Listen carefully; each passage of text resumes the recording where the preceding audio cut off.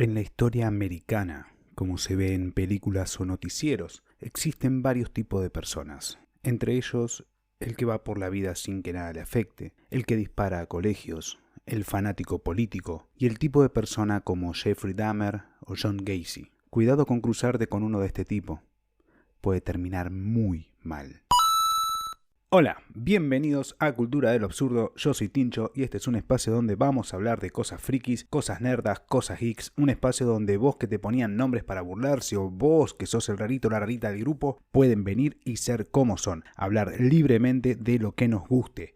Hoy, mis queridos y hermosos oyentes, hoy tenemos la parte 2 de esta saga de asesinos seriales increíble. El domingo hemos hablado de Dahmer y la serie sobre él. Los destripamos, lo comparamos con los hechos reales y sacamos algunas conclusiones bastante obvias. Hoy le toca a John Wayne Gacy.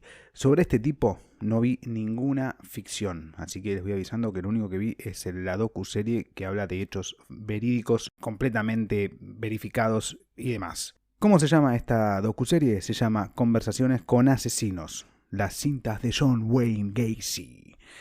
¿De qué van estas cintas? Como pasó una semanita, que yo se lo conté el domingo pasado, pero bueno, se los voy a volver a contar porque pasó una semana y se los vuelvo a contar.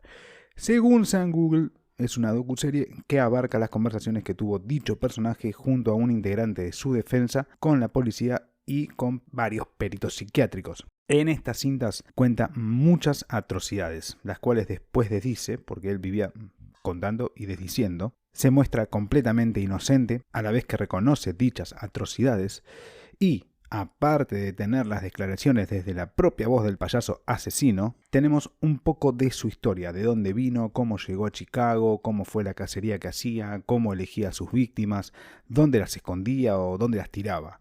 En solo 3 episodios, la docuserie abarca mucha información que la reparte bien en sus capítulos. Está muy bien contada, es lineal, está muy bien hecha y aparte tiene muchas declaraciones de los policías que estuvieron involucrados en el caso y varias declaraciones de algunas víctimas que han zafado. Es totalmente realidad, como les dije, no hay ficción alguna y es completamente verídico todo. Ahora bien, si no vieron la docuserie en cuestión y quieren verla, vayan, véanla y vuelvan al podcast que hoy, señores, damos cierre a la saga de asesinos seriales, damos fin a una saga llena de violaciones, felatios, cuerpos, necrofilias y cositas no ricas que le gustan a unos pocos.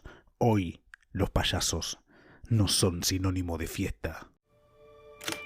Okay, John, go ahead. What I tell you is what I know. It's fair. I'm a power person.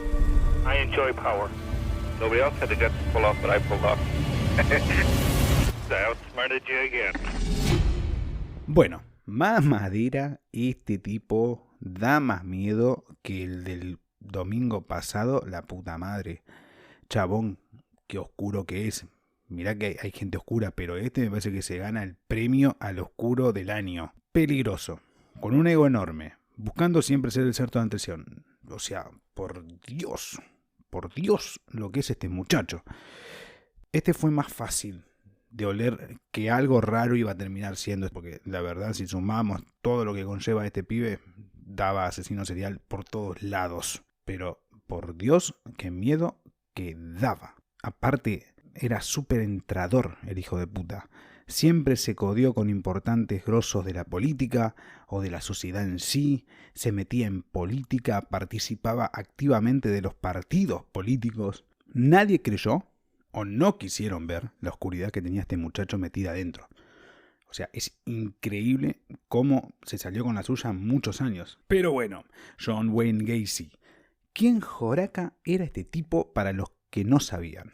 Bueno, nuestro no tan querido Johncito es una persona que secuestró, torturó, violó y asesinó a un total de 33 personas que en su totalidad, por no decir en la mayoría, eran adolescentes. Todos fueron hombres, no hubo una mujer. Nació un 17 de marzo de 1942 en Crest Hill, Illinois. Fue el único varón de 3 hijos que tuvieron. John Stanley Gacy, no tuvo nada que ver con el termo Stanley, ya lo verifiqué. Y Marion Elaine. Elaine creo que se pronuncia. Ambos muertos cuando Gacy cumple su sentencia de muerte. Desde la infancia, este muchachote siempre fue obeso y buscaba constantemente hacer orgulloso a su padre. Esta relación nunca fue buena, cabe aclarar, siempre tuvo problemas. El padre nunca le dio palabras lindas, nunca se sintió orgulloso de su hijo, lo denigraba, lo llamaba marica, estúpido, niño de mamá, entre otras cositas horribles. No solo eso, sino que un amigo de la familia, como para poner la coronita y ya encerrar toda una niñez de mierda, lo violó a los 9 años de edad. Y a los 11 se golpea la cabeza, lo que le hizo un coágulo que pasó desapercibido hasta los 19 años, que se vivía desmayando el pibe. O sea, se golpea la cabeza, nadie verifica que esté bien el pendejo, y a los 19 años se pasaba desmayado, el 90% del tiempo desmayado, y ahí fue, me parece que algo tiene que ver el golpe que tuvo hace un par de años atrás, me parece. Claramente, como todos ya lo vemos venir, el padre nunca le creyó nada y decía que solo se desmayaba para llamar la atención y que todo era una actuación. Premio al padre del año es para John Stanley Gacy. Agradecemos que se haya muerto rápido y no vuelva a renacer. Adiós. ¿Cómo no quieren que haya asesinos seriales, señores? Y encima con patologías psicópatas y demás. O sea, con padres e infancias como la de Gacy y como la de Dahmer. ¿Cómo no quieren que haya asesinos seriales? Por Dios santo, esta gente. Agradezcan que no los mataron primero los padres. Agradezcan que no hayan sido sus primeras víctimas. Más adelante en el tiempo, se fue de la casa de los padres y encaró para la ciudad de los pecados, Las Vegas, baby. Y ahí trabajó en una funeraria, donde estuvo solo 3 meses y volvió a Chicago. Una vez de vuelta, se graduó de la Universidad Northwestern Business College. En esta época es cuando por primera vez tuvo la necesidad de acostarse junto a un cadáver que murió por un accidente. ¿Les resulta familiar? Uno le excitaba los órganos de un recién muerto y al otro le pintó acostarse con un muerto. Pero en fin, tuvo una infancia y adolescencia de remierda que lo convirtieron en lo que fue. Su padre nunca le tiró un centro. De la madre no se encuentra, o al menos yo, nada. Básicamente tuvo de la receta de un asesino en serie un 85 o un 95% de los ingredientes. Le faltaba un poquito de sal, pimienta y al horno. Listo. A casa. Asesino serial completado. Mamadera cómo se repiten las historias en estos casos. Me resulta muy sorprendente, ¿no? Pero mucho me resulta sorprendente cómo se repite la historia de inicio de estos dos muchachos.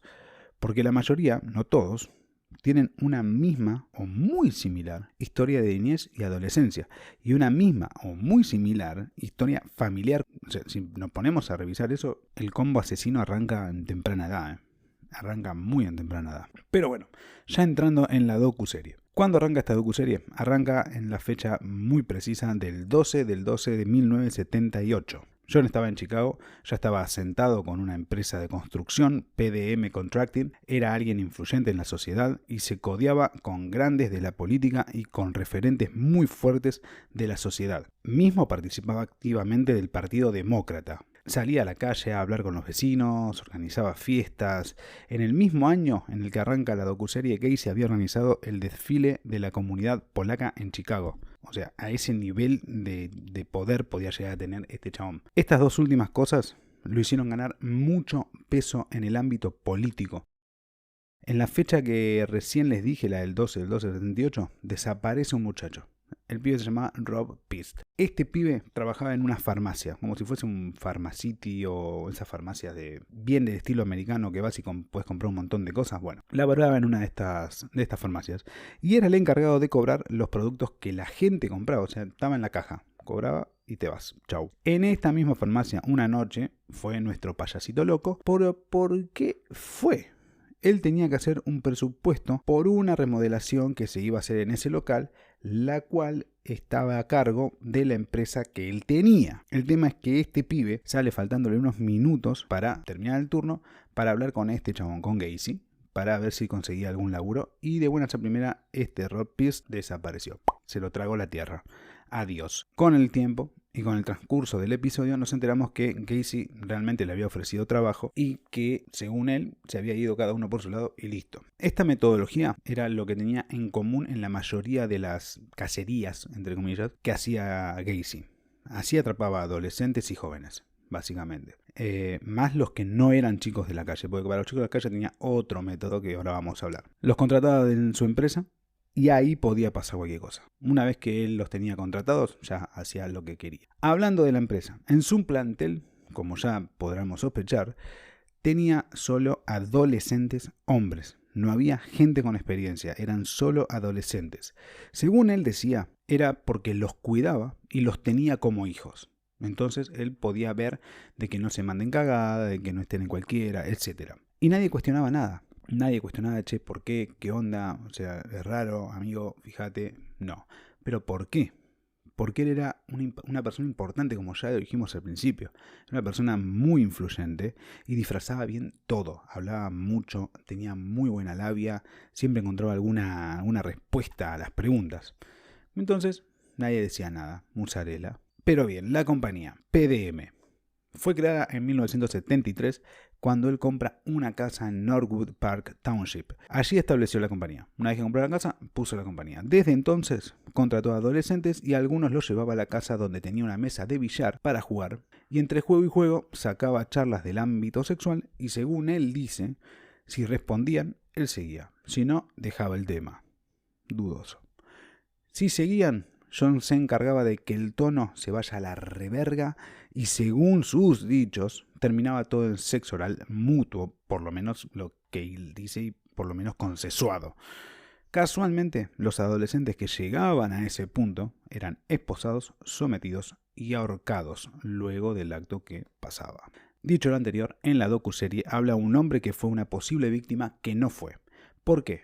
Porque supo defenderse y le hizo ver que no iba a poder con él, que no iba a poder someterlo como pensaba Gacy. Este tipo era hijo de unos amigos de John que lo contrató para que pertenezca a la compañía de él de construcción. En el trabajo, el chabón, caminando por una de las vigas, se clava un clavo en el pie que traspasa la suela y le atraviesa el pie.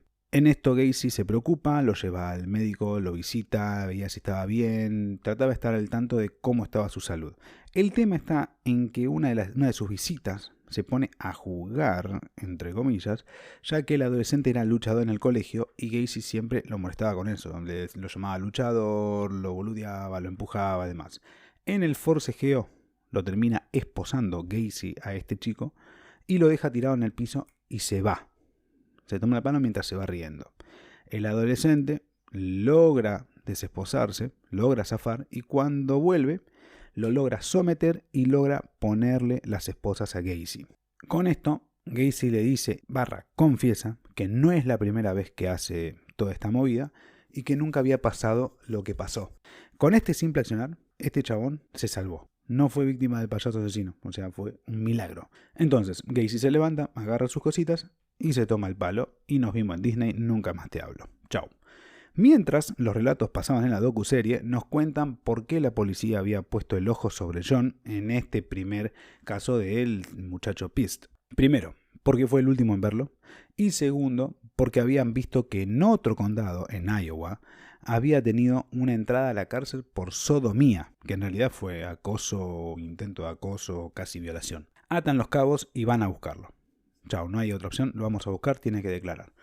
Le comentan que quieren que vaya a la comisaría para atestiguar sobre la desaparición del menor y dice que no podía ir porque tenía cosas que hacer, tenía una emergencia familiar y no podía acercarse en ese momento en que lo fueron a buscar a la comisaría, pero que después cuando podía se iba a acercar. ¿Cuándo fue eso? Fue más tarde esa misma noche. Llegó lleno de barro, pero completamente embarrado, y con el auto lleno de barro también. Vale aclarar que cuando la policía fue a la casa a buscarlo, los atendió en la puerta con una apertura muy corta de la puerta y no los dejó ingresar a la casa. Ojo. El tema es que cuando llegó a la comisaría fue a buscar al tipo que lo fue a buscar y no lo encontró porque no estaba, era de madrugada, ya no estaba trabajando. Y el que lo atendió no le pareció raro que estaba lleno de barro, lo dejó ir tranquilamente. O sea, andate, vení mañana, no está ahora, viene mañana a las 9, vení a esa hora, lo vas a encontrar, así que sí, anda tranquilo. Desde este día en que la policía cayó a la casa, todo se le va a la mierda a Gacy. Pero literalmente todo se desmorona completamente. Es una caída en picada sin control hasta que lo atrapan, lo meten preso y lo matan. Pero bien, hablamos de Iowa. ¿Qué pasó en Iowa? En Iowa él tenía su familia. Su primera esposa, trabajaba en un KFC, tenía a los suegros cerca, que la relación con su suegro tampoco era buena, no lo respetaba. La misma historia de con el padre, pero con el suegro. En Iowa también perteneció a la agrupación JC. Esta agrupación es una organización civil destacada que recluta personas entre los 18 y los 40 años, que en ese momento en su mayoría eran hombres. El término JCs proviene de sus siglas en inglés, JC, que en español es Cámara Junior de los Estados Unidos. Esta organización está desde el año 1920 hasta la actualidad, aún siguen funcionando. ¿Qué hacían? Aparte de reclutar personas de entre 18 y 40 años, brindaban oportunidades a hombres jóvenes para desarrollar habilidades personales y de liderazgo al servicio de los demás. Antes era exclusivo de hombres. Luego se expandieron, abrieron una mentecita de cocodrilo y incluyeron mujeres. En esta organización, Mr. Johnny era vicepresidente destacado. Ojo, no era solamente vicepresidente, era vicepresidente destacado. Bien, Johnny. Fue muy respetado durante su mandato porque hizo mucho trabajo de recaudación de fondos e incluso formó parte de la comisión directiva de los JCs. Además, como Gacy trabajaba de gerente en el KFC de Waterloo, de ahí de Iowa, él le ofrecía trabajo a los muchachos de la agrupación en el local en el que él trabajaba. Y aparte, conseguía pollo frito gratis para los miembros cada tanto. Hasta ahora, todo muy bien, todo muy lindo, un tipo respetado y querido en la comunidad de Iowa.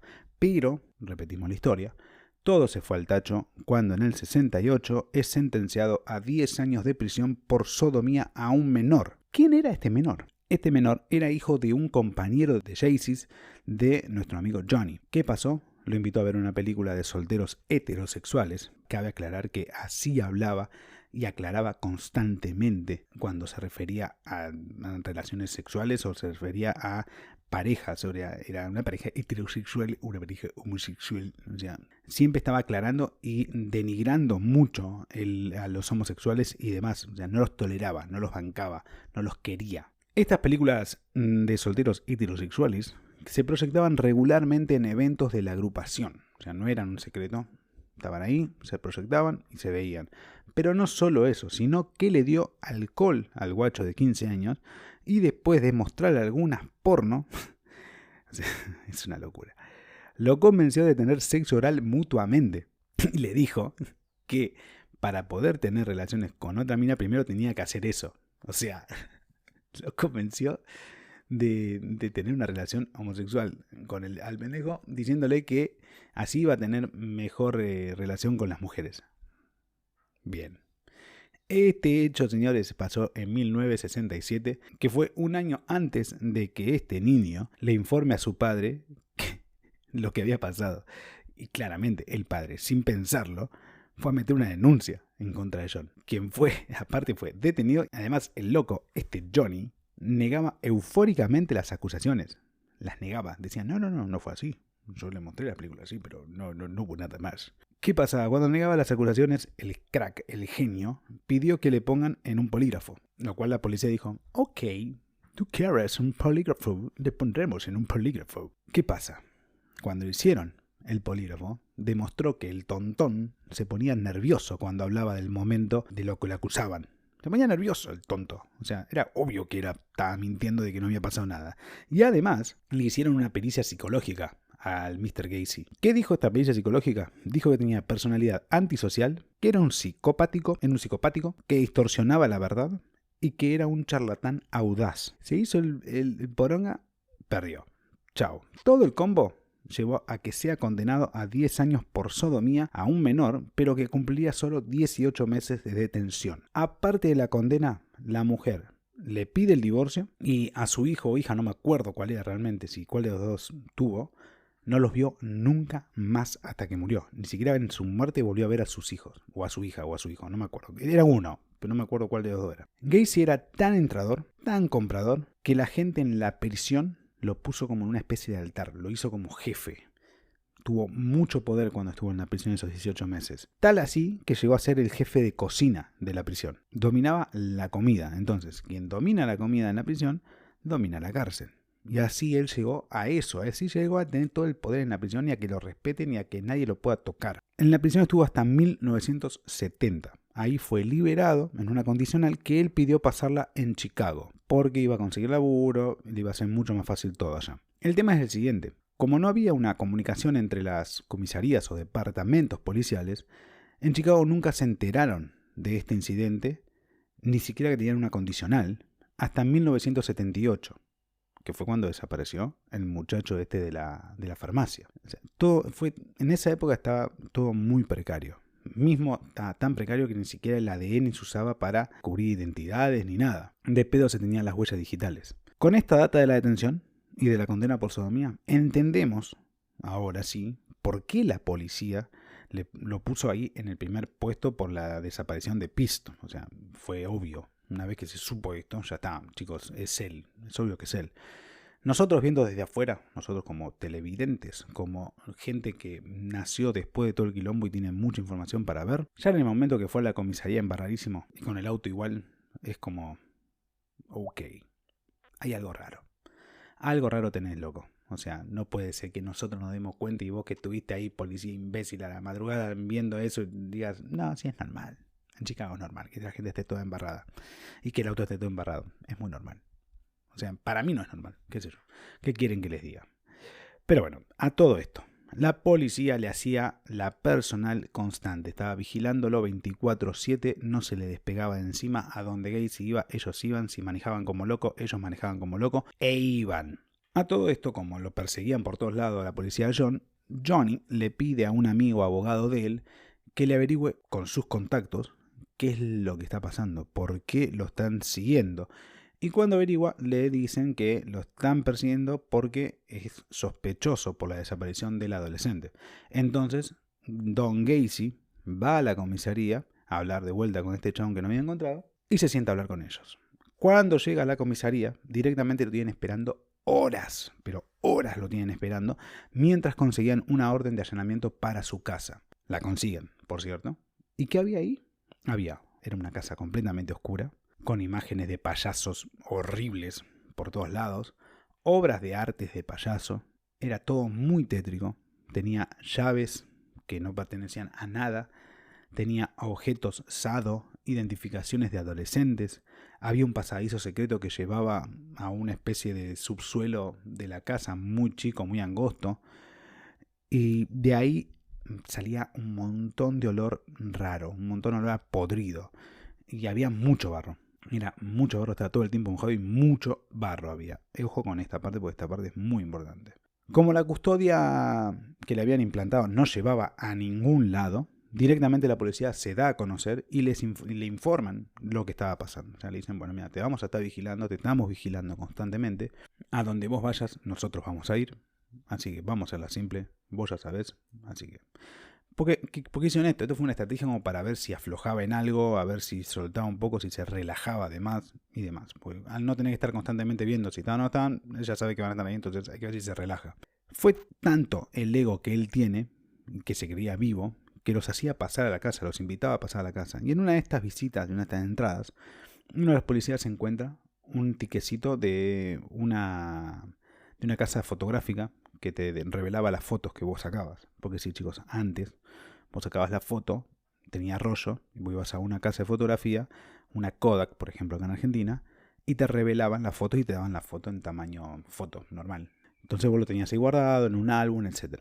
Y para saber que vos habías sido, te daban un papelito con un número. Entonces vos después ibas de vuelta con ese papelito y te daban tu rollo o tus fotos reveladas. Previo a que este muchacho desaparezca, Gacy tuvo su primera víctima en el año 1972, en esa casa de Chicago. Arrancó todo ahí. Cuando él fue a Chicago después de la prisión, empezó a matar.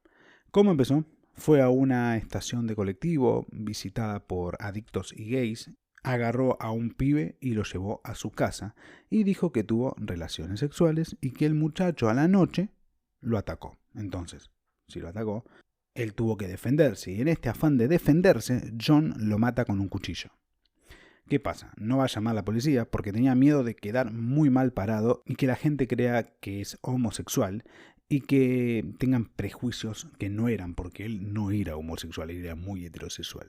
Esta metodología de agarrar el auto e irse a la estación de colectivos en cuestión la usó constantemente. Fue variando algunos hechos, como por ejemplo iba disfrazado de policía o demás, pero siempre la misma metodología. Agarraba el auto, se iba allá, levantaba a uno de los guachos, se lo llevaba a la casa, clac, lo mataba. Del 72 al 75 hubo un momento en que no mató a nadie. Fue una ventana de 3 años en la que no hizo nada. A finales del 75 mata a 2 personas y entre el 75 y el 78 que lo atrapan, a un total aproximado de 30 personas. O sea, enloqueció. ¿Por qué el lapso de 3 años entre el 72 y el 75? Después de matar a su primer víctima, queda medio asustado, no hace nada porque tenía miedo de que lo atrapen y empezó a ver que nadie le hacía nada. Nadie había sospechado. En el medio, él conoce a la que fue a su segunda esposa y tuvo su momento de calma hasta que la relación empezó a decaerse y a irse a la mierda. Tengan en cuenta que él no podía mantener una relación sexual con ella ni con ninguna mujer. Él era gay, completamente gay, pero él no lo quería reconocer, pero era gay. Él tenía relaciones con hombres se le paraba, con hombres podía, etc. Él era homosexual. Las mujeres no le generaban nada, pero nada, Aunque con la primera mujer fue la única vez que pudo mantener una relación sexual con su mujer, fue cuando la dejó embarazada. O sea, tiró el primer tiro, bingo, mesa 4.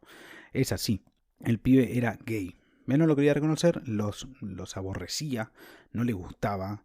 Y es más, hasta hacía investigaciones para ver cómo era el tema de la homosexualidad, si era genética, si se podía arreglar, etc.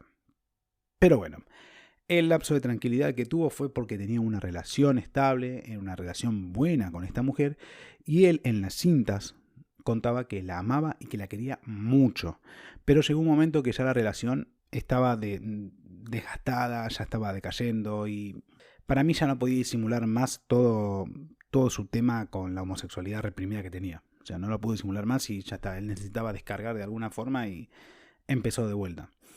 La mujer, en muchas entrevistas posteriores a la detención, decía que no podía mantener una erección con una mujer. Ni con ella, ni con ninguna mujer. No podía. Ahora, ¿a cómo hacía sus cacerías? Agarraba, como dijimos, trabajadores de su empresa, los llevaba al quincho que estaba en el fondo de la casa, donde no se escuchaba nada, y ahí hacía lo que fuera. Si la casa estaba sola, hacía todo en las habitaciones donde estaba la mesa de billar o en las habitaciones en sí. Una vez terminado el acto, los terminaban matando porque había llegado a tener relaciones gay y él no quería que eso se supiera. Entonces, cortaba los cabos sueltos, listo, se acabó. Otra forma que tenía de hacer sus cacerías era que si no podía agarrar algunos empleados de su empresa, salía a dar vueltas, como le dije, con el auto por la terminal o por la ciudad, vestido como un policía ya en el último tiempo. Hasta tenía placas de policía y hasta a su auto le había puesto esas luces laterales que manejan de adentro y que iluminan un montón. Bueno, de esta forma intimaba a la gente a hacer cosas sexuales y demás. Si los agarraba de la terminal de ómnibus, los llevaba directamente a la casa y les sacaba la charla sexual, si contestaban se insistía, si no se ponía todo raro y si contestaban se ponía todo mucho más caliente y así. La cosa es que los llevaba a la casa y los mataba y los enterraba en la casa. Imagínense lo que eso era de noche con todas las almas en pena, o sea, ruidos por doquier habrá habido. ¿Cómo lo atrapan finalmente a Mr. Casey? Bueno, días más tarde de la desaparición de Rob Pist y de haber ido a la comisaría embarrado, Johnny no aguanta la presión y va a lo de su amigo que era su abogado y ahí declara todo, larga todo, desembucha completamente todo al amigo y a otra persona más que estaba con ellos. Pero el amigo no podía decir nada. ¿Por qué? Porque era el abogado y tiene la confidencialidad abogado-cliente. O sea, estaba en una situación muy complicada el chabón este. Entonces, ¿qué hace? Llama a la policía para informarle de que Gacy estaba en su departamento y la policía le pide que lo retenga lo más posible porque estaban yendo para allá. Había pasado toda la noche y esto fue a la madrugada. Cuando intentan retenerlo, Gacy se despierta todo alterado y dice no recordar nada de lo que pasó a la noche y que no sé, y que bla bla, y agarra y se toma el palo, minutos antes de que llegue la policía. Y se va con el auto por la ciudad, manejando a toda velocidad.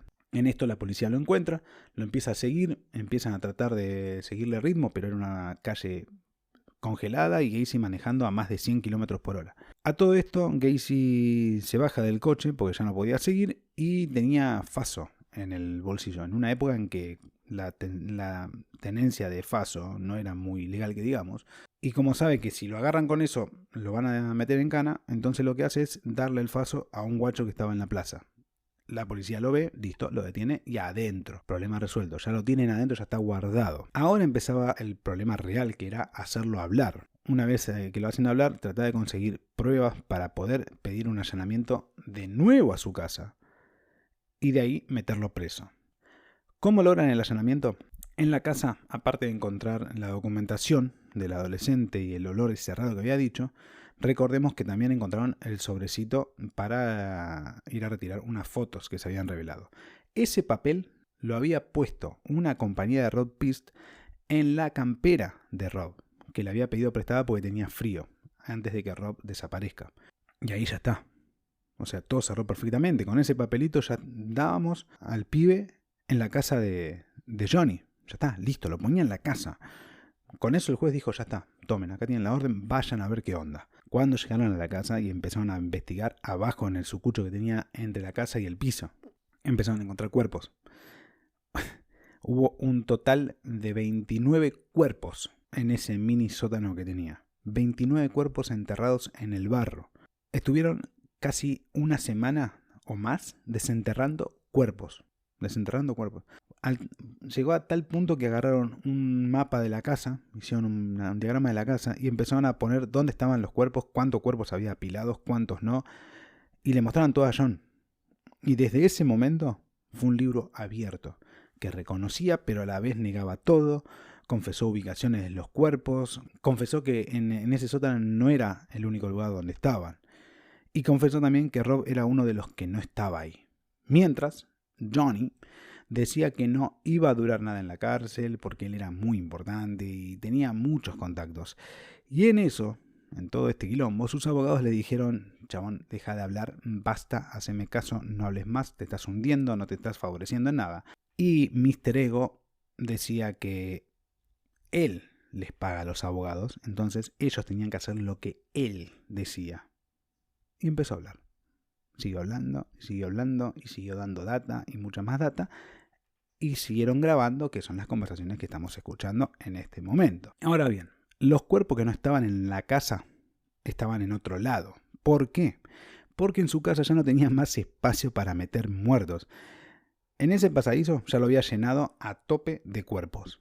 Tenía muertos enterrados bajo concreto, bajo parrillas, bajo fogones, bajo el garage. Él, como era contratista de construcción, tenía los materiales, las herramientas y mano de obra para hacer todo. Los cuerpos que no estaban en la casa de Johnny los llevaba río abajo y los tiraba al agua. Por eso es que estaba embarrado. O sea, no solo porque laburaba, estuvo haciendo pozos en el barro abajo de la casa, sino que también los llevaba hasta el río y ahí se embarraba hasta la coronilla y embarró todo el coche. En este caso, a diferencia del de Dahmer que hablamos la semana pasada, estoy casi seguro que nunca lo hubieran atrapado. Si lo hubiese cometido el error de secuestrar a Rob Pist, habiendo gente que lo vio en el lugar y lo vio que habló con él y demás, para mí no lo hubiesen atrapado nunca. Fue su único error. Tenía todo muy bajo control.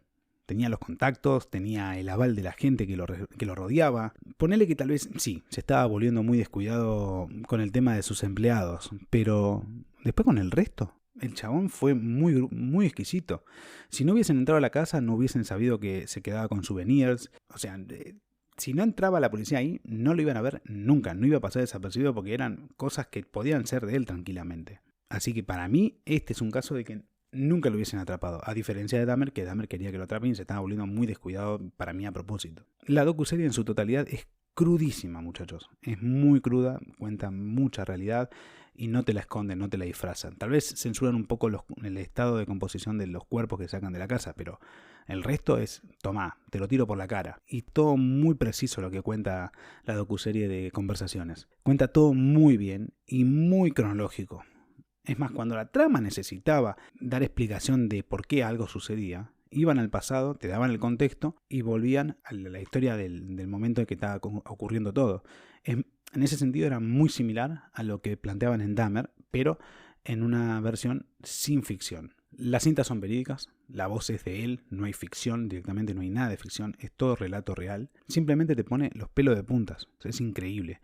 La producción es muy buena y muy prolija, pero me hubiese gustado que haya más relatos de familiares de víctimas y que den su punto de vista desde, bueno, mi hijo sí murió, mi hermano, etc. Pero casi así familiares de víctimas no hablan, sino que es más bien de sobrevivientes, hablan muchos sobrevivientes y cuentan cómo fue todo desde su punto de vista. Y ya para ir cerrando, vamos a dar los datos de color que a todos nos gusta. ¿Qué datitos nos cuentan en la docuserie? Porque sería demasiado bizarro que lo cuenten, pero bueno, tranquilos, aquí yo les cuento, aunque no lo quieran, se los voy a contar igual. Pogo el payaso es con lo que él más se hizo conocido, porque todos conocen la imagen del payaso de él. Después igual en la publicación de Instagram les voy a dejar toda la información, etc. Pogo fue una invención propia de él, todo, la personalidad, el maquillaje, todo lo inventó él desde cero. Pero, ¿por qué crea a Pogo? Él crea a Pogo el payaso porque conoce un club de payasos llamado Jolly Joker, cuyos miembros actuaban en eventos y desfiles de recaudación de fondos, además de entretener voluntariamente a niños hospitalizados. Así fue como en el año 75 se une a este club y crea a Pogo el payaso y a Patches el payaso. Eran sus dos alter egos. Pogo era el feliz, Patches era el serio. Ser estos dos alter egos le abrió la puerta a más cosas de política, actuó en fiestas locales, eventos caritativos, etc. Era tal la personificación que hacía a Pogo que permanecía vestido como el payaso, aún después de terminado el evento. El chabón ha aparecido en bares vestido de Pogo, a tomar una cerveza, a beber. Y siendo el payaso, él decía que podía hacer lo que quería, tocar a una mujer, pasarse de la raya. Nadie le iba a decir nada. ¿Por qué? Porque era un payaso. Entonces tenía libertad absoluta, lo tomaban con chistes.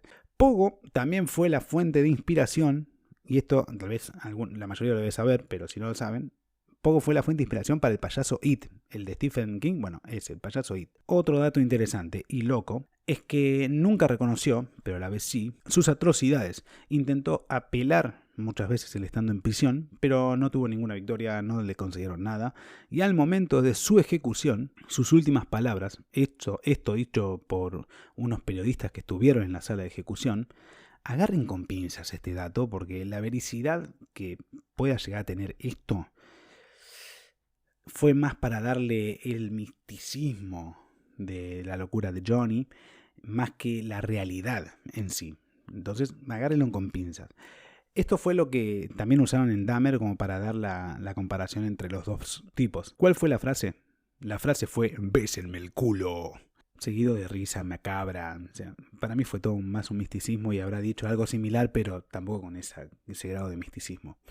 Un dato que sí dicen en la serie es que los familiares de personas que habían desaparecido en esa zona por esos años de actividad de Johnny iban a la casa a ver si uno de los cuerpos que iban sacando era de sus seres queridos. Imagínense la magnitud mediática que tomó, la cantidad de cuerpos que estaban sacando de esa casa, que haga que familiares de gente que vivía por la zona y había desaparecido a un familiar iban a ver qué onda. Para la época fue uno de los primeros asesinos que tenía todos los cuerpos ahí en su casa y uno de los primeros asesinos que llegó a esta magnitud de locura.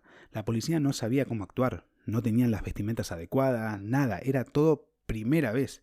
Tan primera vez que, como les dije, el ADN no era una forma de averiguar identidad de los cuerpos, se seguía usando los moldes de dientes.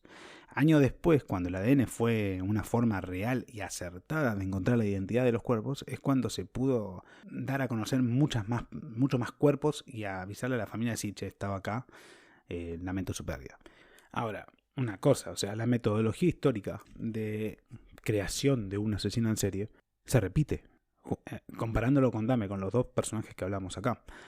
Una infancia de mierda, una adolescencia peor, preferencia sexual muy criticada y discriminada en la época, mismo no aceptada por la familia, más en el caso de Casey, no era aceptada por la familia, tampoco era aceptada por él mismo.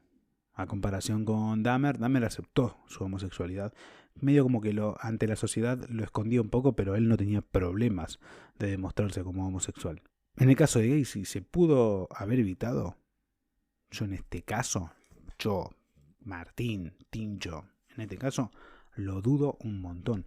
Ya su personalidad para mí era propensa a eso. Tarde o temprano iba a cambiar, en la cabeza le iba a hacer clic y iba a hacer un descontrol. En este caso fue en el 72, 75. Pero pudo haber sido después. Pudimos haber sido mucho más contemporáneo a nuestra época. Gacy, si hubiese seguido. Pero para mí era inevitable. Hoy en día yo creo que es más difícil tener otro John Gacy, otro Dahmer, pero ¿quién lo sabe? Hasta aquí la saga de asesinos en serie. Mamadera, por Dios santo. Primero, perdón por la demora de los episodios. Ya vamos a volver esta semana a la normalidad de los viernes, pero me llevó mucho más de lo que yo pensé la investigación. Me llevó mucho tiempo. No esperaba que me demore tanto en sacar los episodios, pero por Dios santo, cómo me divertí buscando esto y cómo me impresioné buscando estas cosas. Por cierto, si les gusta este tipo de temas, estas cosas de asesinos en serie, gore, sangre, violaciones, cosas raras, les recomiendo arduamente que vayan y sigan a Mambo Criminal. Muchos de ustedes vienen desde Mambo para escucharnos y se los agradezco un montón. Y los que no conocen a Mambo, Mambo es un podcast de criminología y falopa, que está muy bueno, es muy divertido. Florencia, la que participó en el episodio de Batman y en el de Halloween, está en ese podcast y la verdad es un cago de risa y hablan mucho de estos temas, están muy empapados, hacen una investigación mucho mejor de la que yo hice y aparte son grosos, son cracks, son 3 cracks que aseguran risas y bizarriadas varias. Y por cierto, también tal vez si tienen suerte encuentran una historia de Mooney atentando contra su vida y la de mucha gente. Es muy divertido. Pero nada, saben que me encuentran en Instagram como cultura.podcast. Me pueden encontrar en cualquier plataforma de reproducción de streaming de podcast, principalmente en Spotify, porque es donde se sube primero y luego se reparten las demás. De todas formas, en el Instagram, en el perfil, en la página principal, van a encontrar un link que linkea a todo. Ahí van a encontrar dónde estoy, dónde no estoy, qué plataformas tengo, etcétera. Y nada, hasta aquí hemos llegado. Otro domingo de criminología, otro domingo de asesinos seriales, otro domingo de felatios y violaciones a cuerpos muertos. Damos fin a esto y en breve volvemos con la programación habitual. Hasta el viernes que viene.